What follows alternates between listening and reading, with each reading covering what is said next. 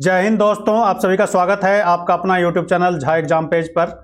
दोस्तों, आज इस वीडियो में हम ग्रुप डी के लिए बहुत ही अच्छा क्वेश्चन जीके का लेकर के आए हैं और इसको एक एक करके पढ़िए। वन लाइनर जीके है, इसको पढ़ते जाइए और याद करते जाइए। यदि आपको याद है तो बहुत अच्छी बात है, नहीं याद हो तो इसे ज़रूर पढ़ना। ये सारे क्वेश्चन पूछे हुए क्वेश्चन हैं और एग्जाम में बार बार पूछता है, इसको एक नज़र आप ज़रूर देख लें। और वीडियो पसंद आए तो आप हमें कॉमेंट करके ज़रूर बताना। हम लेते हैं पहला क्वेश्चन। कहता है, यूनानियों को भारत से किसने खदेड़ा? यूनानियों को भारत से किसने खदेड़ा? चंद्रगुप्त मौर्य ने। यूनानियों को भारत से किसने खदेड़ा? चंद्रगुप्त मौर्य ने।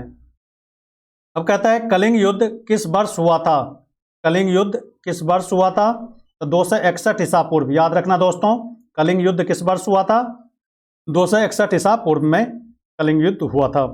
सांची का महान स्तूप कहाँ स्थित है? सांची का स्तूप मध्य प्रदेश में है। याद रखना, सांची का स्तूप मध्य प्रदेश में। पुरुषपुरा का दूसरा नाम क्या है? पुरुषपुरा का दूसरा नाम पेशावर के नाम से उसे जानते हैं। पुरुषपुरा, पेशावर। तो इस स्लाइड पर जो क्वेश्चन है, यूनानियों को किसने खदेड़ा? चंद्रगुप्त मौर्य ने। कलिंग युद्ध किस वर्ष हुआ था? 261 ईसा पूर्व। सांची का महान स्तूप कहाँ स्थित है? मध्य प्रदेश में। अब पुरुषपुरा का दूसरा नाम क्या है? तो पेशावर। अगला क्वेश्चन है, गुप्त काल में सर्वाधिक सिक्के किस धातु के प्रचलन में थे? गुप्त काल में सर्वाधिक सिक्के किस धातु के बने हुए थे? तो सोना का। गुप्त काल में सर्वाधिक सिक्के सोना का बना था। धातु के सिक्के सबसे पहले किस में दिखाई दिए? तो धातु के सिक्के का प्रचलन सबसे पहले वैदिक काल में। वैदिक काल, याद रखना दोस्तों, धातु के सिक्के सबसे पहले कब दिखाई दिया? तो वैदिक काल में। अगला क्वेश्चन है, कुजला, भीम, कनिष्क और कड़फिसेस में बौद्ध धर्म अपनाने वाले महान शासक था। बौद्ध धर्म अपनाने वाले महान शासक कौन थे? कनिष्क। याद रखना, कुजला, भीम, कनिष्क, कड़फिसे में बौद्ध धर्म अपनाने वाले कौन थे? तो कनिष्क। इन सब में बौद्ध धर्म को किसने अपनाया था?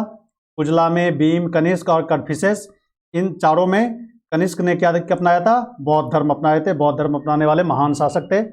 अगला है, बौद्ध और जैन धर्म दोनों धर्मों में विश्वास नहीं था। बौद्ध और जैन दोनों धर्मों में विश्वास नहीं था। किसका? जाति व्यवस्था। बौद्ध और जैन दोनों जाति व्यवस्था में विश्वास नहीं करते थे।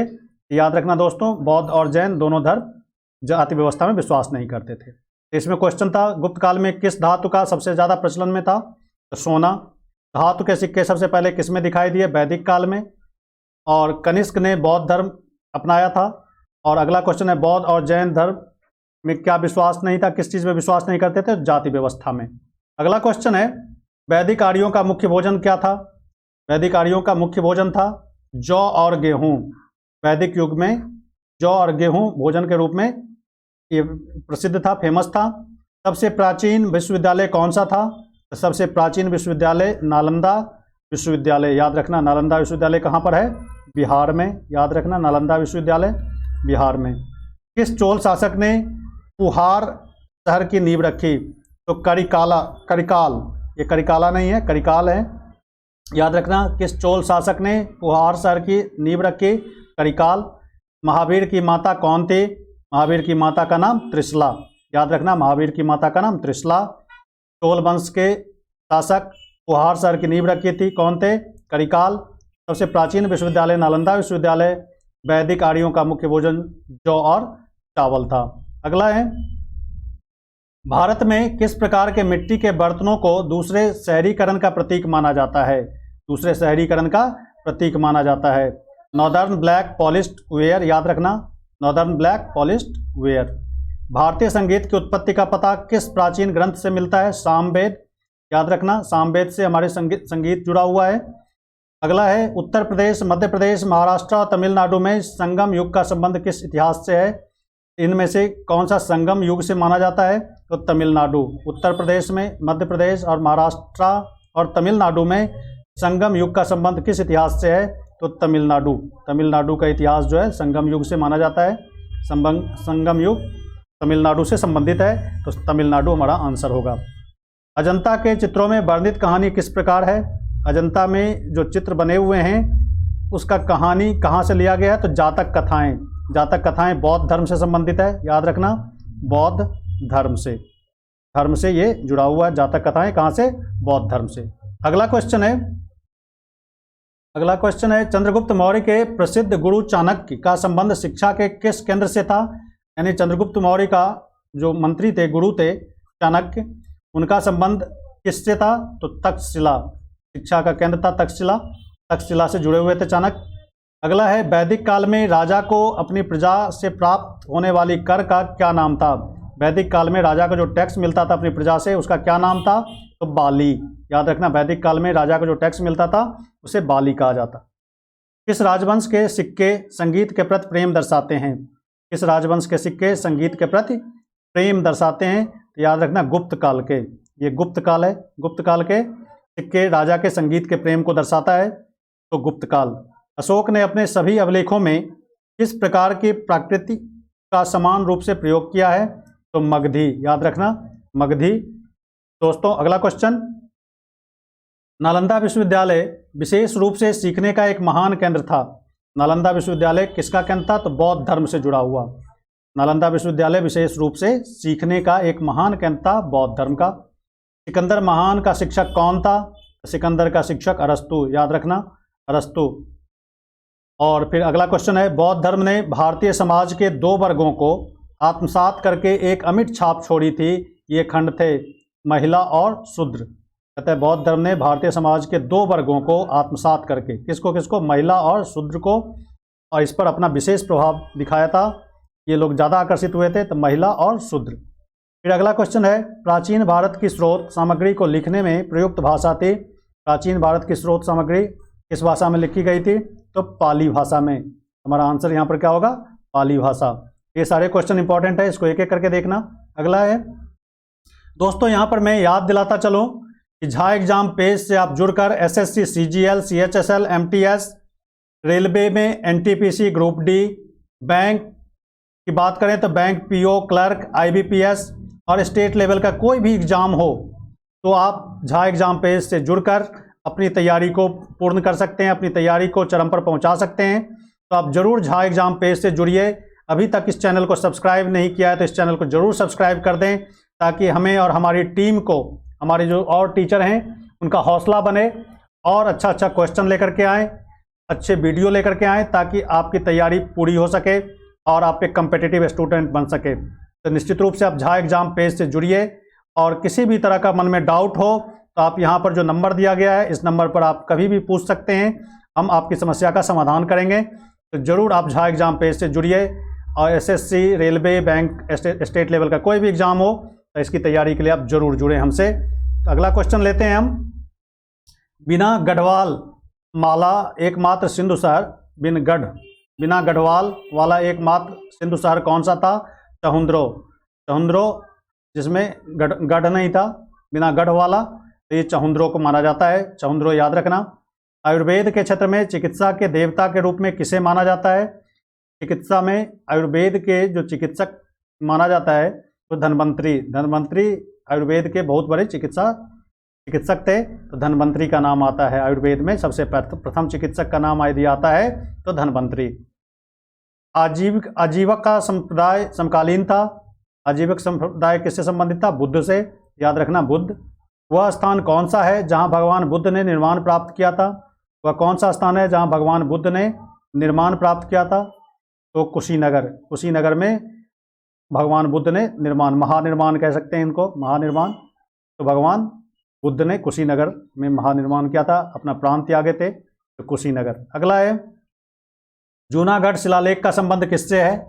जूनागढ़ शिलालेख का संबंध रुद्रदामन से है। जूनागढ़ का शिलालेख किस राजा से है? रुद्रदामन से। भारत में वर्ण व्यवस्था के पीछे क्या उद्देश्य था? वर्ण व्यवस्था क्यों बनाई गई थी? उसके पीछे का मकसद क्या था? तो श्रम का व्यावसायिक विभाजन हो। श्रम का क्या हो? व्यावसायिक विभाजन। वर्ण व्यवस्था का मुख्य उद्देश्य यही था। वैदिक काल में वेदों और ब्राह्मणवाद के विरोधी धर्म शिक्षकों को किस नाम से जाना जाता था? वैदिक काल में वेदों और ब्राह्मणवाद के विरोधी जो भी थे धार्मिक शिक्षक, उसको किस नाम से जाना जाता था? श्रमणस। क्या जाना जाता था? श्रमणस। अगला है, हड़प्पा किस नदी के तट पर स्थित है? ये रावी नदी है। याद रखना, रावी नदी। रावी नदी के तट पर। हड़प्पा किस नदी के तट पर स्थित है? रावी नदी के तट पर। ये सारे क्वेश्चन इंपॉर्टेंट है। अगला क्वेश्चन है, सम्राट अशोक की किस पत्नी ने उन पर अत्यधिक प्रभाव डाला? सम्राट अशोक की किस पत्नी ने उस पर अत्यधिक प्रभाव डाला था? करुबाकी, याद रखना, करुबाकी उनकी एक पत्नी थी जो सम्राट अशोक पर ज़्यादा प्रभाव डाला था। अगला है sir John Marshall, RD. Banerjee, Alexander Cunningham और दयाराम सैनी में से सबसे पहले हड़प्पा सभ्यता की खोज किसने की? याद रखना, हड़प्पा सभ्यता की खोज दयाराम सैनी ने की थी। ये 4 ऑप्शन थे, इसमें चारों ऑप्शन को ऐसे मिला दिया था हमने। John Marshall, RD. Banerjee, Alexander Cunningham और दयाराम सैनी, इसमें से दयाराम सैनी ने क्या की थी? हड़प्पा सभ्यता की खोज की थी। अगला है चंद्रगुप्त द्वितीय को किस अन्य नाम से जाना जाता है? चंद्रगुप्त द्वितीय को विक्रमादित्य के नाम से भी जाना जाता है, याद रखना, चंद्रगुप्त द्वितीय को विक्रमादित्य के नाम से जानते हैं। अगला है कृत्रिम गोदी वाला एकमात्र सिंधु स्थल कौन सा है? तो लोथल, याद रखना, कृत्रिम गोदी वाला एकमात्र सिंधु स्थल लोथल का नाम आता है। ये बंदरगाह भी था, सिंधु घाटी सभ्यता का बंदरगाह पूछेगा, वो भी लोथल। ये बंदरगाह शहर भी था, बंदरगाह शहर कौन था सिंधु घाटी सभ्यता में? तो लोथल बंदरगाह शहर था सिंधु घाटी सभ्यता का। यहाँ पे लिख देते हैं हम सिंधु घाटी सभ्यता का, सिंधु घाटी का बंदरगाह शहर लोथल। अगला है हर्षवर्धन ने अपनी धार्मिक सभाओं का संचालन कहाँ किया था? हर्षवर्धन के समय में जो धार्मिक सभाएं हुई थी वो कहाँ हुई थी? याद रखना, प्रयाग में। चरक किसके दरबार में प्रसिद्ध चिकित्सक के रूप में कार्य करता था? चरक किसके दरबार में थे? तो कनिष्क के दरबार में, याद रखना, कनिष्क के दरबार में कौन थे? चरक। भारत का हिंदू कैलेंडर किस युग पर आधारित है? शक संवत पे, शक युग पे, याद रखना, हिंदू कैलेंडर शकों ने चलाया था, शक युग पे। सातवाहनों की राजभाषा क्या थी? सातवाहनों की राजभाषा प्राकृत, याद रखना, सातवाहनों की राजभाषा क्या थी? प्राकृत। अगला क्वेश्चन है प्राचीन भारत के महान व्याकरणविद पतंजलि किसके समकालीन थे? पतंजलि किसके समकालीन थे? याद रखना है, पुष्पमित्र शुंग के, शुंग वंश के थे ये, पुष्पमित्र शुंग। 3री शताब्दी ईसा पूर्व में वारंगल किसके लिए प्रसिद्ध था? वारंगल हाथी दांत के काम के लिए। वारंगल दक्षिण भारत में है, साउथ इंडिया में। तो ये वारंगल किसके लिए प्रसिद्ध था? तो हाथी दांत के काम के लिए वारंगल प्रसिद्ध था। मौर्य के पतन के बाद मगध में कौन सा राजवंश सत्ता में आया? मौर्य वंश के पतन के बाद मगध में किस राजवंश की स्थापना हुई? तो शुंग वंश की, याद रखना, शुंग वंश की। अगला है उज्जैन का प्राचीन नाम क्या था? उज्जैन का प्राचीन नाम अवंतिका, याद रखना, उज्जैन का प्राचीन नाम क्या था? अवंतिका। ये सारे क्वेश्चन इंपॉर्टेंट है, इसको देख जाना एक बार। अगला क्वेश्चन है बुद्ध की खड़ी मूर्ति किस काल में बनाई गई थी? बुद्ध की खड़ी मूर्ति कुषाण काल में, कुषाण युग में, कुषाण के शासन काल में बनाया गया था। बुद्ध की खड़ी मूर्ति किसके काल में बनाई गई थी? कुषाण के। अब कहता है देवपुत्र की उपाधि किसने ग्रहण की थी? देवपुत्र की उपाधि किसने ली थी? तो कनिष्क को देवपुत्र भी कहा जाता है, तो कनिष्क ने देवपुत्र की उपाधि ली थी। ब्राह्मणों और बौद्धों को भूमिदान करने की प्रथा किसने शुरू की थी? ब्राह्मणों और बौद्धों को भूमिदान किसने शुरू किया था? तो सातवाहन शासकों ने। सातवाहन भी दक्षिण भारत में, आंध्र प्रदेश, आज का आंध्र प्रदेश कह सकते हैं उसको। तो सातवाहनों ने ब्राह्मणों और बौद्धों को भूमिदान करने की प्रथा शुरू की थी। अब आता है विक्रम संवत युग कब शुरू हुआ था? विक्रम संवत कब शुरू हुआ था? तो 57 ईसा पूर्व, याद रखना, विक्रम संवत 57 ईसा पूर्व में शुरू किया गया था। अगला क्वेश्चन है कुषाण शासन के दौरान किस क्षेत्र का सर्वाधिक विकास हुआ? कुषाण शासन के दौरान कला का, आर्ट का सबसे ज़्यादा विकास हुआ था, याद रखना। कुषाण शासन काल में कला पर ज़्यादा ध्यान दिया गया था, आर्ट। उपनिषदों, वेदों, त्रिपिटकों और जातक कथाओं में बौद्धों का पवित्र ग्रंथ कौन सा है? इन चारों में, उपनिषद, वेद, त्रिपिटक और जातक में बौद्धों का पवित्र ग्रंथ कौन सा है? त्रिपिटक, याद रखना, त्रिपिटक इसका बौद्ध धर्म है, बौद्ध धर्म से जुड़ा हुआ ये किताबें हैं, तो त्रिपिटक। अगला है किसके आक्रमण ने भारत और रोमन साम्राज्य के बीच फलते फूलते व्यापार संबंधों को एक घातक आघात पहुंचाया? किसके आक्रमण से भारत और रोमन साम्राज्य के बीच व्यापार संबंधों को आघात पहुंचाया? तो हून, याद रखना, हूनों ने आक्रमण करके व्यापार को क्या कर दिया था? नष्ट किया था, तो हून। अगला है मानव दुखों के अंत के लिए अष्टांगिक मार्ग का प्रतिपादन किसने किया था? तो गौतम बुद्ध ने, महात्मा बुद्ध ने अष्टांगिक मार्ग का प्रतिपादन किया था। अष्टांगिक मार्ग बताए थे मुक्ति के लिए, दुख से मुक्ति पाने के लिए अष्टांगिक मार्ग का प्रतिपादन किया था, उन्होंने बताया था महात्मा बुद्ध ने। अगला क्वेश्चन है, कनिष्क ने चीन के किस भाग पर विजय प्राप्त नहीं की थी? कनिष्क ने चीन के किस भाग पर विजय प्राप्त नहीं की थी? पोखरा, याद रखना। कनिष्क के शासनकाल में बौद्ध संगति का आयोजन कहाँ हुआ था? तो याद रखना, कश्मीर। कनिष्क के शासनकाल में बौद्ध संगीत का आयोजन किया गया था। संगति मतलब होता है सम्मेलन, सम्मेलन, सम्मेलन कहाँ हुआ था? कश्मीर में। महान शासक कनिष्क किस वंश के थे? कनिष्क जो थे वो कुषाण वंश के थे, याद रखना, कनिष्क कुषाण वंश के थे। गुप्त वंश का प्रथम ज्ञात शासक कौन था? गुप्त वंश में जो ज्ञात शासक, जहाँ से हमें इतिहास मिलता है उस शासक के बारे में, वो थे श्रीगुप्त। श्रीगुप्ता नहीं, श्रीगुप्त, याद रखना। गुप्त वंश में कौन थे? श्रीगुप्त, याद रखना, श्रीगुप्त। यहाँ से हमें इतिहास मिलता है, तो गुप्त वंश, ज्ञात शासक गुप्त वंश में थे, श्रीगुप्त। अगला है, सौदरांध के लेखक कौन है? ये किताब का नाम है सौदरांध, अश्वघोष। अगला है, अशोक के अभिलेखों को समझने वाला प्रथम अंग्रेज कौन था? अशोक के अभिलेख को समझने वाला यानी पढ़ने वाला, जो उसको पढ़ पाया अशोक के अभिलेख को, वो थे जेम्स प्रिंसेप। अशोक के शिलाखंडों को उसने पढ़ा था और ये थे जेम्स प्रिंसेप। तो पूछता है कि अशोक के काल के जो अभिलेखों को, शिलालेखों को पढ़ने वाले कौन थे, अंग्रेज थे? तो जेम्स प्रिंसेप। मेगास्थनीज ने किसके दरबार में भाग लिया था? मेगास्थनीज किसके दरबार में आए थे? तो चंद्रगुप्त मौर्य के, याद रखना, चंद्रगुप्त मौर्य के दरबार में। पांड्यों का राजनीतिक और सांस्कृतिक केंद्र कहाँ था? पांड्य राजवंश का राजनीतिक और सांस्कृतिक केंद्र कहाँ था? तो मदुरई। मदुरई ये दक्षिण भारत में, याद रखना, पांड्यों का राजनीतिक और सांस्कृतिक केंद्र कहाँ था? मदुरई। अगला क्वेश्चन है, आगे फिर मैं याद दिलाता चलूँ आपको कि अभी तक आपने इस चैनल को सब्सक्राइब नहीं किया तो इस चैनल को जरूर सब्सक्राइब कर लें। और एसएससी, सीजीएल, एमटीएस की यदि आप तैयारी करते हैं, या फिर रेलवे, एनटीपीसी, ग्रुप डी, या bank, PO clerk, SBI PO clerk, या आईबीपीएस का कोई भी एग्ज़ाम आप देते हैं इस तरह का, या स्टेट लेवल का कोई भी एग्ज़ाम देते हैं, या फिर बिहार का एग्ज़ाम हो, या फिर यूपी का, या एमपी, राजस्थान, हरियाणा, कहीं का भी आप एग्ज़ाम देते हैं, किसी भी राज्य से हैं, तो आप अपनी तैयारी को पूरा करने के लिए यदि आपको कहीं दिक्कत आती है तो आप झा एग्जाम पेज से ज़रूर जुड़िए और हमारे साथ पढ़िए। कोई मन में डाउट हो तो आप इस यहाँ पर दिए गए नंबर पर आप पूछ सकते हैं। हम और हमारी टीम आपकी मदद के लिए हमेशा तैयार रहती है। आप ज़रूर हमारी टीम से जुड़ें, हमारे चैनल से जुड़ें और अपनी तैयारी को अंजाम तक पहुँचाएँ। हम लेते हैं अगला क्वेश्चन।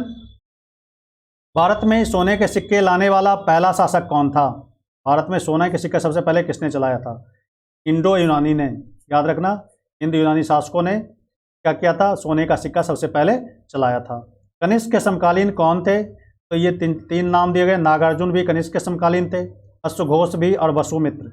याद रखना, ये कनिष्क के समय में ये तीनों थे, नागार्जुन भी थे, अश्वघोष और वसुमित्र। याद रखना, ये तीनों क्या थे? कनिष्क के समय में थे। अगला है, सिंधु घाटी की प्राचीन संस्कृति और आज के हिंदू धर्म के बीच जैविक संबंध का प्रमाण किसकी पूजा से मिलता है? किसकी पूजा सिंधु घाटी सभ्यता में भी मौजूद था उसका प्रमाण? तो पत्थर, पेड़ और जानवर। तो ये कहता है सिंधु घाटी की प्राचीन संस्कृति और आज का हिंदू धर्म, इन दोनों के बीच में जो हमें प्रमाण मिलता है पूजा का, वो पत्थर का, पेड़ का और जानवर का। सिंधु घाटी सभ्यता में भी पत्थर की पूजा होते थे, पेड़ की पूजा करते थे और जानवरों की पूजा करते थे। और आज भी हिंदू संस्कृति में, हिंदू धर्म में ये सब चीज़ें हो रही है। तो ये समानता थी हमारी सिंधु घाटी सभ्यता से। अगला है, मुद्रा राक्षस नामक किताब के लेखक, पुस्तक के लेखक कौन थे? तो विशाख दत्त। विशाख दत्त ने मुद्रा राक्षस नाम की किताबें लिखी थी। तो मुद्रा राक्षस के लेखक कौन थे? विशाख दत्त। अगला क्वेश्चन है, चाणक्य का दूसरा नाम था? चाणक्य का दूसरा नाम विष्णुगुप्त, या फिर इसको कौटिल्य के नाम से भी जानते हैं। कौटिल्य, कौटिल्य, कौटिल्य के नाम से भी जानते हैं। तो चाणक्य बोलें, विष्णुगुप्त बोलें, कौटिल्य बोलें, तीनों एक ही व्यक्ति का नाम है। तो विष्णुगुप्त चाणक्य का दूसरा नाम था। अंतिम मौर्य सम्राट बृहद्रथ की हत्या किसने की थी? तो पुष्पमित्र शुंग ने। याद रखना, पुष्पमित्र शुंग ने बृहद्रथ की हत्या की थी। अगला है, किस शासक ने पहली बार मालवा, गुजरात और महाराष्ट्र पर विजय प्राप्त की थी? तो चंद्रगुप्त मौर्य ने। तो मालवा पर, गुजरात और महाराष्ट्र के इलाके को जीत करके मगध में मिला लिया थे। कौन? चंद्रगुप्त मौर्य। ये पहला शासक थे जो ने इसने इतने बड़े भारत को, अखंड भारत को बनाया था। अगला है, अपने शिलालेखों में अशोक को अक्सर कहा गया है, अशोक को अक्सर क्या कहा गया है, किस नाम से दिखाया गया है? प्रियदर्शी। प्रियदर्शी किसको कहा जाता है? अशोक को। प्रियदर्शी शब्द इतिहास में यूज हुआ है। अशोक के शासनकाल में अशोक को प्रियदर्शी कहा जाता था, तो प्रियदर्शी अशोक से जुड़ा हुआ शब्द है, उनके लिए कहा जाता है।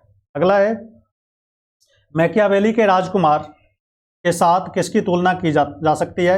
मैकियावेली के राजकुमार के साथ किसकी तुलना की जा सकती है? कौटिल्य का अर्थशास्त्र। कौटिल्य का अर्थशास्त्र की तुलना की जा सकती है। अंतिम शुंग शासक देवहूति की हत्या किसने की थी? तो वसुदेव कन्नब ने। याद रखना, ये वसुदेव कन्नब ने अंतिम शुंग शासक की स्थापना की थी, देवहूति की। अगला है, पाणिनि, अश्वघोष, भास, कालिदास में सबसे प्राचीन कौन था? इन चारों में पाणिनि, अश्वघोष, भास और कालिदास में सबसे पुराने कौन थे? तो पाणिनि। याद रखना, पाणिनि। इन चारों में पाणिनि, अश्वघोष, भास और कालिदास में सबसे पहले कौन आए थे? तो पाणिनि। याद रखना, पाणिनि का व्याकरण भी है। अगला है, अजंता के चित्रों का विषय किस धर्म से संबंधित है? अजंता में जो चित्र अंकित हैं अजंता की गुफाओं में, वो किससे है? बौद्ध धर्म से संबंधित है। याद रखना, वहाँ के चित्र किससे जुड़े हुए हैं? बौद्ध धर्म से। अगला क्वेश्चन है, हड़प्पा संस्कृति की खोज किस वर्ष हुई थी? हड़प्पा संस्कृति की खोज 1922 में। याद रखना, 1922, हड़प्पा संस्कृति की खोज 1922। भारतीय प्रशासन का प्रतीक सत्यमेव जयते किस ग्रंथ से लिया गया है? उपनिषद से लिया गया है। कौन सा उपनिषद? तो मंडूक उपनिषद। मंडूका उपनिषद से लिया गया सत्यमेव जयते। सांची के स्तूप का निर्माण किस शासक ने करवाया था? सांची का स्तूप अशोक ने करवाया था। सांची के स्तूप का निर्माण किसने करवाया था? अशोक ने। कलिंग की विजय के बाद अशोक ने कौन सा धर्म अपनाया था? तो कलिंग बौद्ध धर्म अपना लिए थे। याद रखना, कलिंग कौन से धर्म अपनाया था? बौद्ध धर्म अपना लिए थे। अगला क्वेश्चन है, मौर्य काल के दौरान सीखने के लिए प्रसिद्ध केंद्र था तक्षशिला। मौर्य काल के समय में सबसे प्रसिद्ध केंद्र जो था वो सीखने के लिए तक्षशिला। भारत पर आक्रमण करने वाला पहला व्यक्ति कौन था? डेरियस ने। डेरियस, यहाँ पर डेरियस लिखें, डेरियस ने भारत पर सबसे पहले आक्रमण किया था, डेरियस।